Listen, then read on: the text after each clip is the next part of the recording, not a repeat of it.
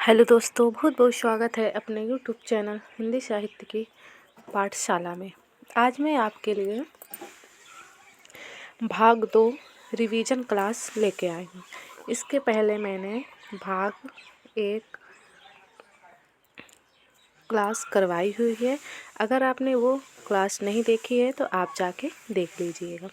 आपके लिए परीक्षा में काफ़ी हेल्प मिलेगी यहाँ से। तो आज हम रिवीजन करने वाले हैं जयशंकर प्रसाद जी के महत्वपूर्ण नाटक कौन कौन से हैं, देखते हैं आज। सज्जन, जयशंकर प्रसाद जी के नाटक हैं ये सज्जन। इसका प्रकाशन वर्ष है 1910 ईस्वी। फिर इसके बाद में है कल्याणी परिणय। इसका प्रकाशन वर्ष है 1912 ईस्वी। करुणालय 1912 ईस्वी।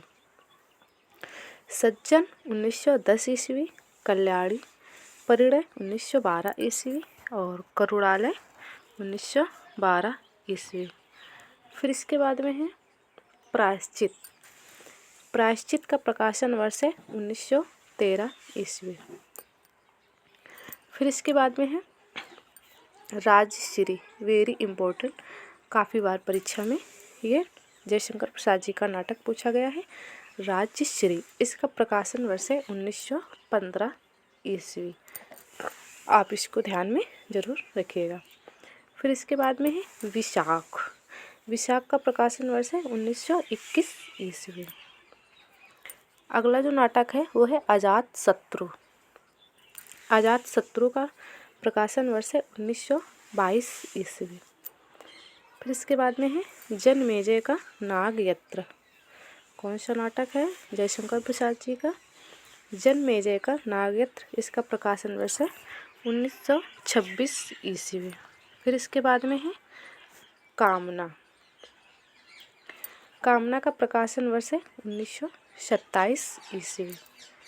फिर इसके बाद में है स्कंदगुप्त। स्कंदगुप्त हमारे यूजीसी नेट के पाठ्यक्रम में नाटक लगा हुआ है जयशंकर प्रसाद जी का स्कंदगुप्त। इसका प्रकाशन वर्ष है 1928 ईस्वी। फिर इसके बाद में अगला नाटक है एक घूंट। एक घूंट का प्रकाशन वर्ष है 1930 ईस्वी।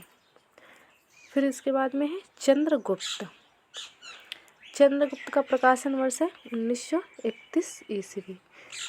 ये भी हमारे यूजीसी नेट के पाठ्यक्रम में नाटक लगा हुआ है। ध्रुव स्वामिनी। ध्रुव स्वामिनी का प्रकाशन वर्ष है 1933 ईस्वी। तो हमारे यूजीसी नेट के पाठ्यक्रम में कौन कौन से नाटक लगे हुए हैं? स्कंदगुप्त 1928 ईस्वी, चंद्रगुप्त 1931 ईस्वी और ध्रुव स्वामिनी 1933 ईस्वी। तो ये हो गए हमारे नाटक जयशंकर प्रसाद जी के महत्वपूर्ण नाटक और ये सभी प्रतियोगी परीक्षाओं में पूछे जाते हैं। अब इसके बाद में अब देखते हैं अंधा युग नाटक के महत्वपूर्ण बिंदु। अंधा युग नाटक के महत्वपूर्ण बिंदु क्या क्या हैं जानते हैं। सबसे पहले तो आपको पता होना चाहिए कि इसका प्रकाशन वर्ष क्या है। तो अंधा युग नाटक का प्रकाशन वर्ष है 1955 ईस्वी। लेखक हैं धर्मवीर भारती। फिर इसके बाद में इसमें कुल अंक है 5। कितने अंक हैं? कुल अंक हैं 5। वेरी इम्पोर्टेंट है ये टॉपिक और यहाँ से हर बार प्रश्न बनता ही बनता है। जैसे अंधेर नगरी नाटक हो गया, भारत दुर्दशा और अंधा युग, यहाँ से प्रश्न हर बार प्रश्न पूछा जाता है क्रम में लगाने के लिए। तो इसमें 5 अंक है। पहला अंक कौरव नगरी, दूसरा अंक पशु का उदय, तीसरा अंक अश्वत्थामा का अर्धसत्य। फिर इसके बाद में अंतराल पूछा जाता है कि अंतराल किसके बीच में आता है। तो चौथा और पांचवें अंक के बीच, तीसरे और चौथे अंक के बीच में अंतराल आता है और इसका नाम क्या है? पंख, पहिए और पट्टियाँ। चौथा अंक गांधारी का सांप। पांचवा अंक विजय एक क्रमिक आत्महत्या समापन कहाँ से होता है? प्रभु की मृत्यु से। एक बार फिर से रिपीट करते हैं क्योंकि ये इम्पोर्टेंट टॉपिक है हमारी यूजीसी नेट के पाठ्यक्रम में लगा हुआ है। अंधायुग नाटक। अंधायुग नाटक का प्रकाशन वर्ष है 1955 ईस्वी। लेखक धर्मवीर भारती। कुल अंक 5। पहला अंक कौरव नगरी। दूसरा अंक पशु का उदय। तीसरा अंक अश्वत्थामा का अर्धशत। अंतराल पंख पहिए और पट्टियाँ। चौथा अंक गांधारी का शाप। पांचवा अंक विजय एक क्रमिक आत्महत्या। और समापन प्रभु की मृत्यु।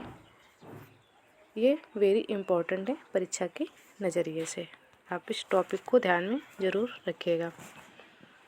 अब इसके बाद में देखते हैं जगदीश चंद्र के महत्वपूर्ण उपन्यास कौन कौन से हैं। यादों का पहाड़। कौन सा है उपन्यास? यादों का पहाड़। इसका प्रकाशन वर्ष है 1966 ईस्वी। फिर इसके बाद में धरती धरना अपना। ये हमारी यूजीसी नेट के पाठ्यक्रम में उपन्यास लगा हुआ है। इसका प्रकाशन वर्ष है 1972 ईस्वी और ये दलित उपन्यास माना जाता है। फिर इसके बाद में है आधा पुल। इसका प्रकाशन वर्ष है 1973 ईस्वी।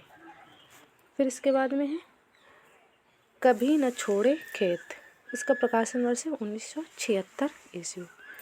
अगला उपन्यास है मुट्ठी भर कांकर 1976 ईस्वी। फिर इसके बाद में है टुंडा लाट। टुंडा लाट का प्रकाशन वर्ष है 1978 ईस्वी। फिर है घास गोदाम। घास गोदाम का प्रकाशन वर्ष है 1985 ईस्वी। अगला उपन्यास है नरक कुंड में वास। कौन सा उपन्यास है? नरक कुंड में वास। इसका प्रकाशन वर्ष है 1994 ईस्वी। फिर इसके बाद में है लाट की वापसी। इसका प्रकाशन वर्ष है 2000। फिर है जमीन तो अपनी थी। इसका प्रकाशन वर्ष है 2001। अगर आप हमारे चैनल पर पहली बार आए तो चैनल को सब्सक्राइब, वीडियो को लाइक शेयर ज़रूर करें। और मैं आपको इसी तरह आपके लिए मैं इम्पोर्टेंट टॉपिक लेके आती रहूँगी जब तक परीक्षा नहीं हो जाएगी। और आप सभी को पता है कि मैंने ऐसे टॉपिक चुने हैं यहाँ से हर बार प्रश्न बनते ही बनते हैं। तो अगर आप हमारे चैनल पर पहली बार आए तो चैनल को सब्सक्राइब, वीडियो को लाइक शेयर ज़रूर करें। मिलते हैं इम्पोर्टेंट टॉपिक के साथ। जब तक स्वस्थ रहिए, मस्त रहिए।